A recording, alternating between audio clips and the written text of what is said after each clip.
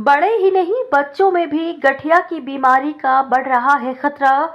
AIIMS में पहुंच रहे हर वर्ष 250 से 300 बच्चे। बड़े ही नहीं, बच्चों में भी गठिया बीमारी का खतरा बढ़ गया है। एम्स में हर वर्ष 250 से 300 बच्चे उपचार के लिए पहुंच रहे हैं।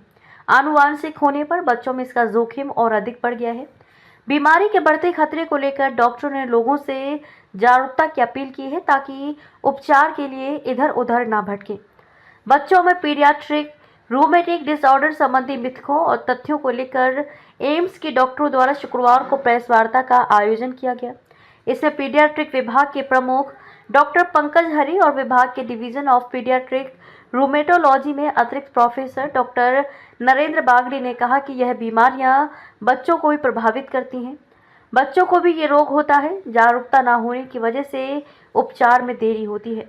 इस कारण जोड़ों को स्थायी तौर पर नुकसान पहुंच जाता है। ये बीमारी जोड़ों को ही नहीं, किडनी सहित शरीर के दूसरे अंगों को भी प्रभावित करती है।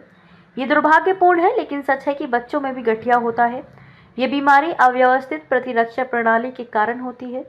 इसमें प्रतिरक्षा प्रणाली के गड़बड़ाने की वजह से शरीर को नुकसान पहुंचने लगता है। डॉक्टरों ने बताया कि इसमें बच्चे को लंबा बुखार रहता है, जोड़ों और मांसपेशियों में दर्द व सूजन की शिकायत होने लगती है, थकावट जल्दी महसूस होती है, शरीर पर चकत्ते हो जाते हैं, अंगुली नीली पड़ जाती है। आनुवंशिक तौर पर थोड़ा जोखिम ज़्यादा होता है। बीमारी के लिए पर्यावरण भी जिम्मेदार है। वायु प्रदूषण के साथ इसका संबंध देखा गया है, खान पान के साथ इसका कोई संबंध नहीं है।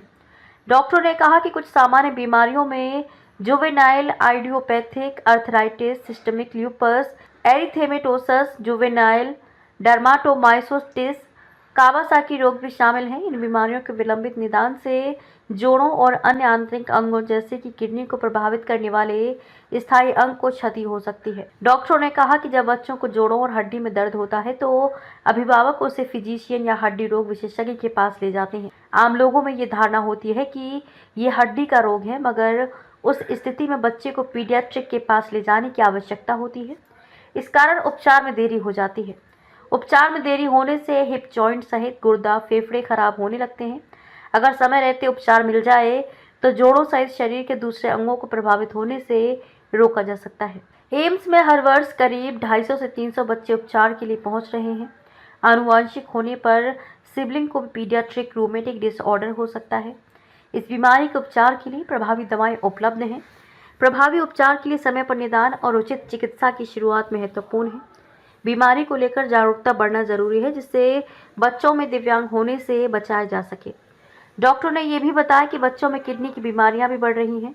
बच्चों में किडनी संबंधी बीमारी की मुख्य वजह इनमें जन्म से किडनी की बनावट ठीक ढंग से नहीं होना है। बच्चों को भी डायलिसिस कराना पड़ता है। साल में 15 से 20 बच्चों को किडनी ट्रांसप्लांट किया जाता है।